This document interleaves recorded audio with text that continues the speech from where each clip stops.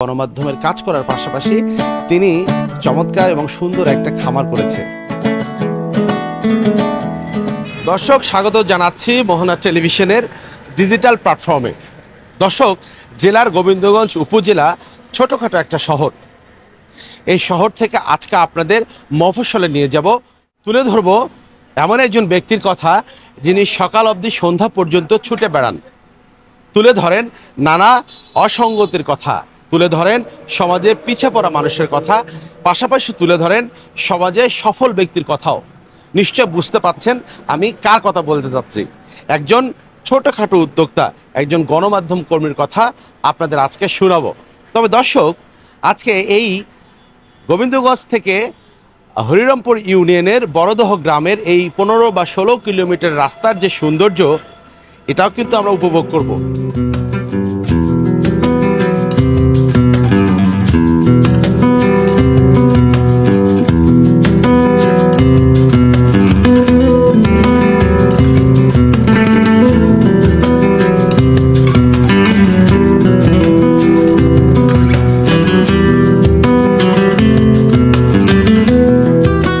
আমরা পৌঁছে গেছি হরিরামপুর ইউনিয়নের বড়দহ গ্রামে। আমরা যে গল্প শোনাতে চেয়েছিলাম, যার গল্প বলতে চেয়েছিলাম, একদম তার কোলে কিন্তু আমরা চলে এসেছি। আমরা আজকে যার গল্প শোনাতে চেয়েছিলাম তিনি একজন গণমাধ্যম কর্মী। এই প্রত্যন্ত অঞ্চলে থেকে সংবাদকর্মীর পাশাপাশি গণমাধ্যমের কাজ করার পাশাপাশি তিনি চমৎকার এবং সুন্দর একটা খামার করেছে।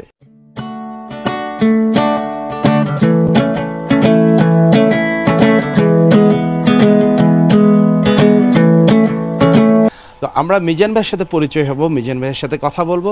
আসলে একজন গণমাধ্যম কর্মীর তার সাংবাদিকতার পাশাপাশি তার যে ঘুরে দাঁড়াবার যে স্বপ্ন, ঘুরে দাঁড়াবার যে অবলম্বন, এই ফার্ম, এই উৎসাহ এবং এই উদ্দীপনা তিনি কোথা থেকে পেয়েছেন, কত বছর থেকে তিনি এটি করছেন এবং এখান থেকে কতটুকু লাভবান হয়েছেন, এবং পাশাপাশি আসলে তিনি কি স্বপ্ন দেখেন এবং আসলে তার এখন কি চাওয়া, সব বিষয়গুলো নিয়ে আমরা মিজান ভাইয়ের সাথে কথা বলবো। আর তার ফার্মে আমি এসেছি, সে কিন্তু আমাদের সাথে আছে।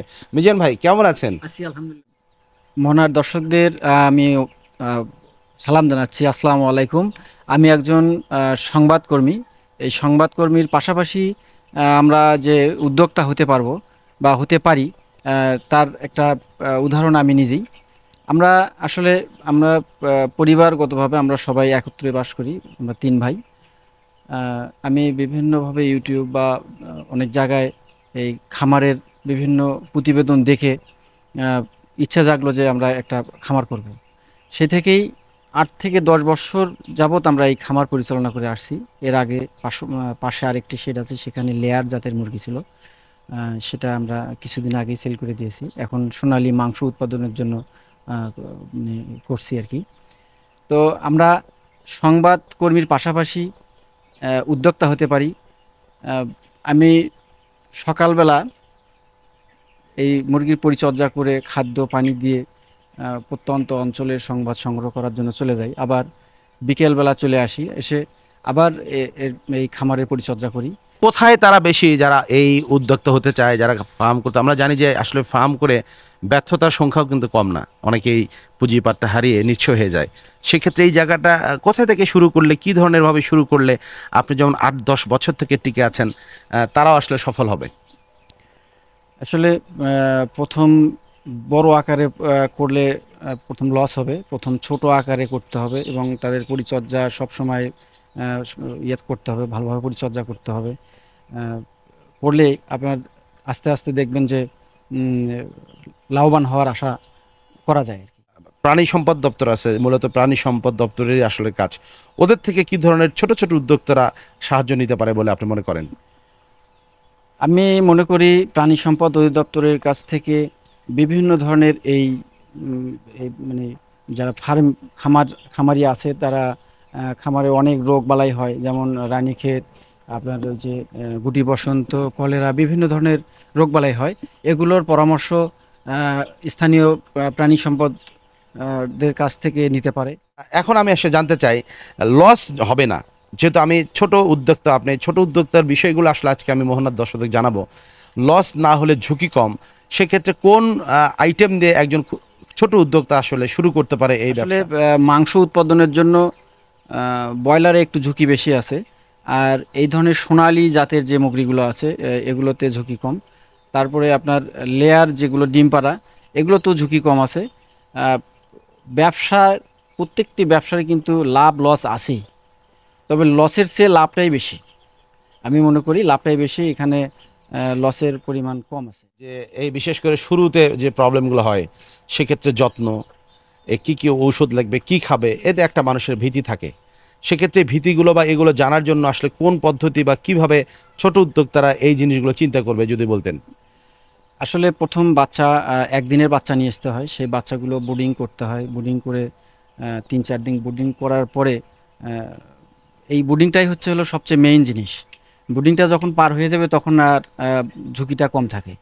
আর বোর্ডিংয়ের মাঝে আমার 3 থেকে 4 দিনের দিন আমার ভ্যাকসিন দিতে হবে, রানীক্ষেতের ভ্যাকসিন দিতে হবে। 11 দিনের দিন আবার আমি জানতে চেয়েছি যে এই জিনিসগুলো সে কই থেকে শিখবে বা কোথায় এই তথ্যগুলো পাবে বা কোথায় সে কার শরণাপন্ন হবে যে উদ্যোক্তা হবে যে এটা করতে চাবে। আসলে এগুলো মানে জানতে হলে স্থানীয় আপনার প্রাণী সম্পদ অফিসে গিয়ে ভেটেরিনারি সার্জন আছে, এই দপ্তরে যারা নিয়োজিত আছে তাদের কাছ থেকে গেলেই পরামর্শগুলো সুন্দরভাবে পাবে আর কি। দর্শক, আসলে আহ, গ্রামের বিকেলের পরিবেশ অনেক সুন্দর হলো। আপনারা দেখতে পাচ্ছেন উদ্যোক্তা সাংবাদিক মিজান ভাই এবং আমি একজন গণমাধ্যম কর্মী, আমরা দুজনেই কিন্তু ঘেমে গেছি। আপনাদের মিজান ভাইয়ের এই ফার্মের এই খামারের পাশে চমৎকার বাগানও আছে, আমরা সেখানে গিয়ে বাকি কথা বলবো, চলেন।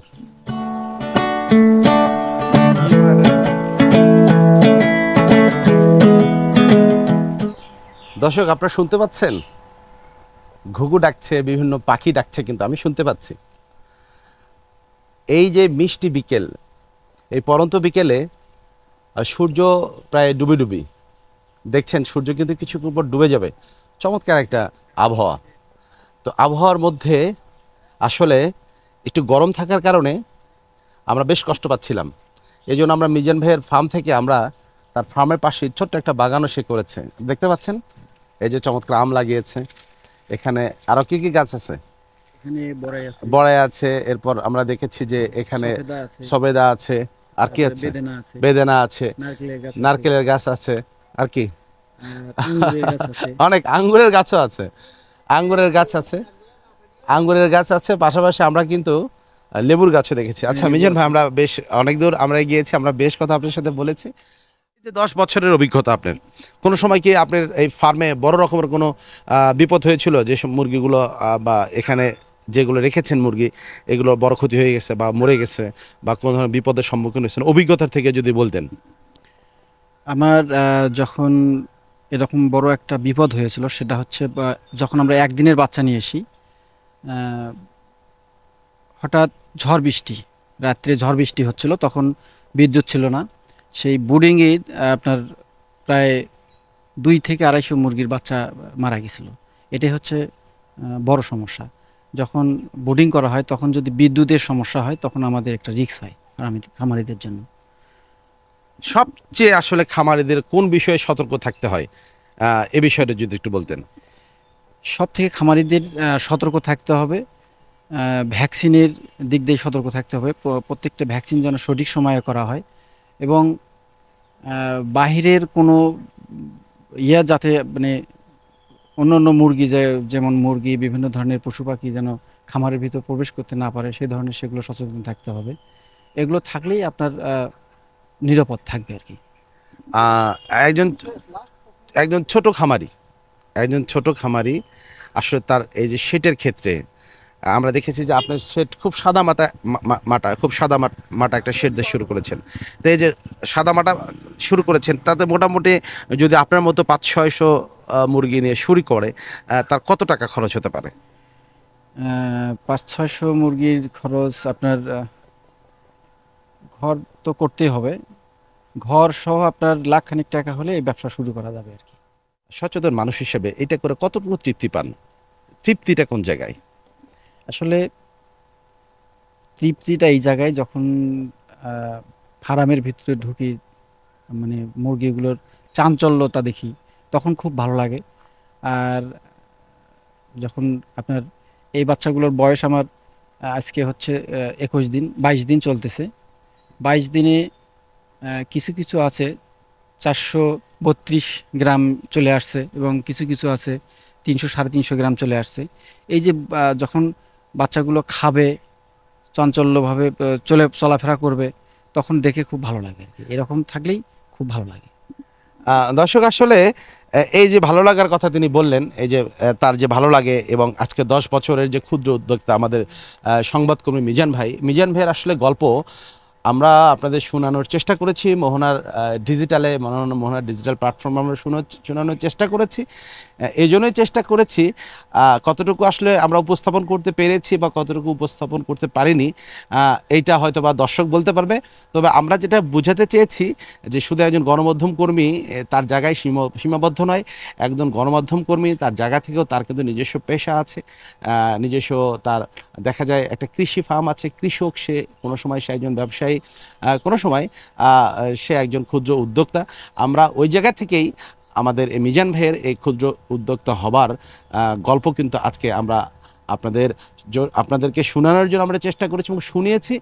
যদি মিজান ভাইয়ের এই গল্প, মিজান ভাই উদ্যোক্তা হবার এই কিঞ্চিত সফলতার যে গল্প, এটা যদি আপনাদের ভালো লাগে তাহলে অবশ্যই আপনারা মোহনা টেলিভিশনের ডিজিটাল প্ল্যাটফর্মের সাথে থাকবেন। পাশাপাশি আজকে এই উদ্যোক্তা মিজান ভাইয়ের এই গল্প সবাই যেন শুনতে পায়, এই ভিডিওটি শেয়ার করবেন। আল্লাহ হাফিজ।